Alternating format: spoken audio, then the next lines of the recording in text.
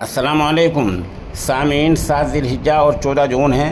خبر کا عنوان ہے جامعہ رحمت عربی کالج میں ماہانہ امتحان اور جائزہ۔ دینی درسگاہ جامعہ رحمت عربی کالج گھگرولí میں تمام درجات کے ماہانہ تقریری و تحریری امتحان اختتام پذیر ہوئے ہیں۔ امتحانات جامعہ کی مسجد مغیثی اور مختلف درجات میں اساتذہ کی زیر نگرانی منعقد ہوئے۔ یک روزہ امتحان میں طلباء نے انگریزی، ریاضی، ہندی، فارسی اور عربی کے درجات اور درجہ حفظ اور ناظرہ کے امتحانات دیے ہیں۔ اس موقع پر ادارے کے محتمم مولانا ڈاکٹر عبدالمالک مغیثی نے طلباء کو خطاب کیا اور انہیں بتایا کہ انہیں اپنا مستقبل کیسا بنانا چاہیے۔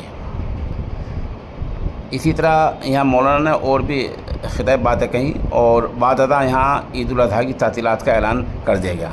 امتحان لینے والوں میں مفتی محمد اسد بہٹوی اور قاری محمد ایوب، مولانا سلمان قاسمی، مولانا حارث قاسمی، مولانا دل نواز قاسمی، مولانا محمد ارشاد قاسمی، قاضی محمد مستقیم کریمی وغیرہ شامل رہے ہیں۔